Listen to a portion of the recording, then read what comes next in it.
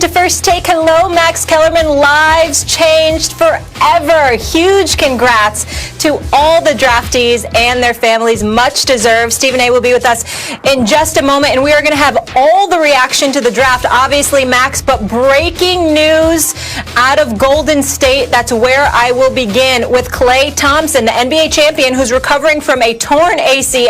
I know, in his left leg, suffered a lower right leg injury working out on Wednesday. He will undergo an MRI today. Obviously, we are all hoping that it is nothing serious. Max, I will start with you. What was your initial reaction when you heard this? Heartbreaking. Oh, Jay Williams is here too. Good to have you, Jay. What's going on, Jay?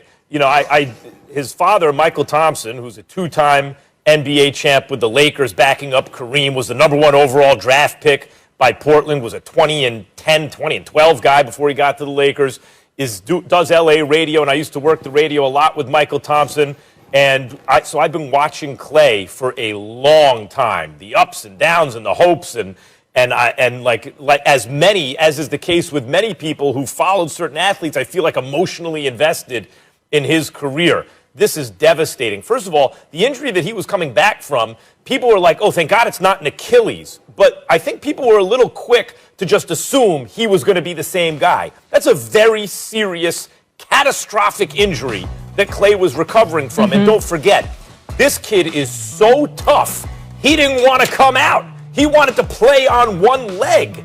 Like, he is one of the all-time great two-way guards in terms of the level of his shooting, capable of getting hotter than anyone who ever lived. He once scored 26 points in a quarter, and it was the second highest quarter that he had that season. Quarter! Because he went for 37 in another quarter, right? Like the all-time record.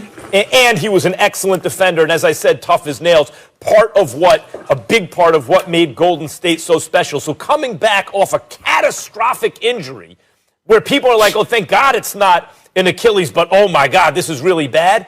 To now have something that could be the worst case scenario is a total nightmare. I'm just hoping with everyone else, I'm sure, that what the news we get back today is not a worst case scenario. We all are. And let me just say this quickly. Jay, you did an absolute excellent job on the draft coverage last night. Watched the whole thing. So kudos to you. But Stephen A., you always have your ear to the street. What are you hearing about this? Well, first of all, I was on SportsCenter last night talking about how the Warriors were championship contenders, and it was in the first segment of the show. And by the bottom of the hour, they had given me the news about what transpired with Klay Thompson, and I said, "This is nightmarish. Their championship hopes have just gone out the window."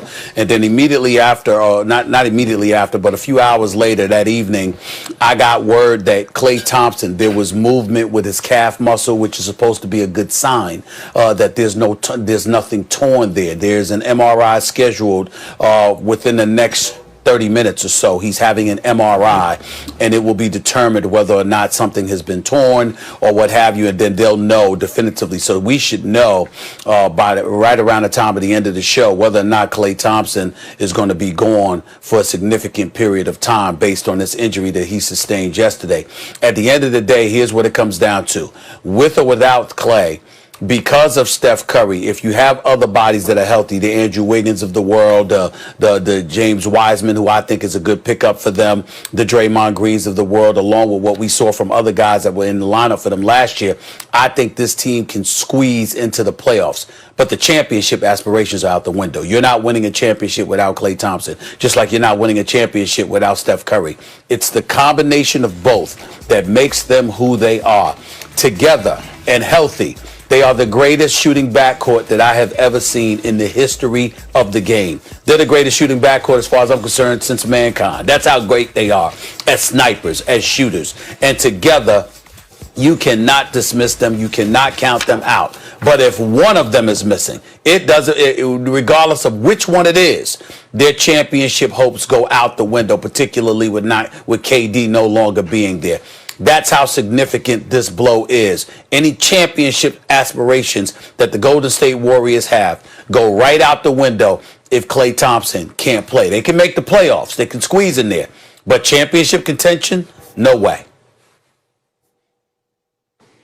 Hey, I even take it a step further. I mean, Andrew Wiggins is still a really good player, but, then you're asking Stephen Curry to do things at a volume rate. And what we've seen is when Steph has to do things and play a lot of minutes every single night, he's been prone to having injuries as well. I mean, look what happened to him this year. Right, so the two go hand in hand together. Do you know that Klay Thompson since 2013-14 has ran the third most miles in the NBA behind only Dame Dollar and LeBron James? Like, he is such a key cog in that wheel because he is constantly moving.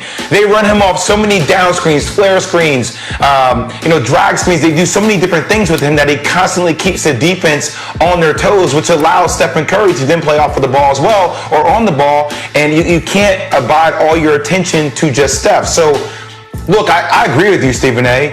If there's no Klay Thompson on the court, not only are there aspirations to win a world championship out the window, I don't know if they squeeze to make the playoffs. They're fighting for that.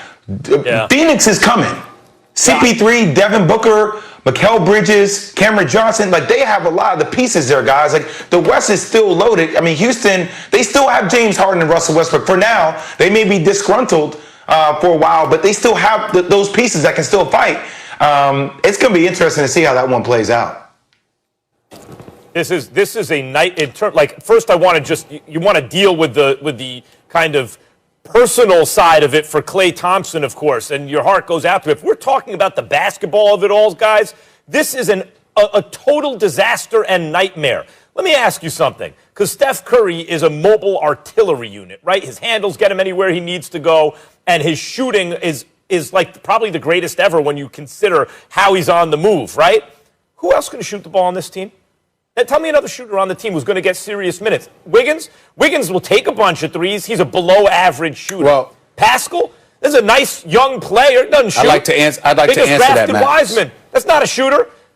Okay, Draymond Green. Draymond Green only once or twice shot well from three because Steph gave him, and Klay gave him all the space in the world to do it. But he's a below-average shooter from distance. They don't have a single other guy who's going to get significant minutes on the team who can shoot worth a lick. The shooting's gone. They needed Klay more than ever. First of all, I think you're wrong. And here's why I think you're wrong, Max. First of all, they don't have to have shooters if you have people who can score, which Andrew Wiggins can, because the brother has averaged over 20 a game for the last few years. Let's remember that. You look at some of the players that they put on the court last year. That was without Steph and without Klay. Well, understand the significance of Klay Thompson. First of all, this is a system that we have to give more credit to than it's due, than it's received. Mm-hmm. Steve Kerr has obviously proven himself to be an exceptional coach. I got news for you, and Jay, you can appreciate this. Steph Curry, as great of a shooter as he is, the handle is mad crazy. We get all of that. His movement without the basketball is something special, which is what Max just alluded to.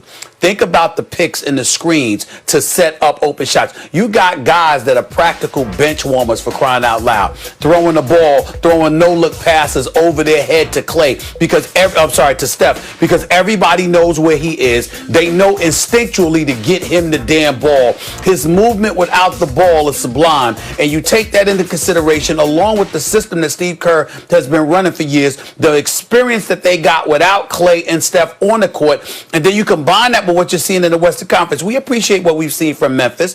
We understand Phoenix is coming. We know that Houston will, in all likelihood, take a step back. I am not going to worry about the Warriors making the playoffs. I think they could get in as a 7th, 8th, maybe even high as a 6th seed. All I'm saying is they're going home in the first round. They're not winning beyond that because I don't think they have the personnel to do it. But I do think they have the personnel to get to the playoffs over the course of 72 games, if healthy. Stephen A., all I can say on the back end of this conversation very quickly is that it was tough to make that decision because you found out about the injury of Klay Thompson 2 hours before the draft. But I do feel like Bob Myers and company missed their mark on this draft, especially if Klay Thompson is out for the season. James Wiseman, I think, is a great piece. He's a great additive piece. The versatility, his skill set brings that to the table.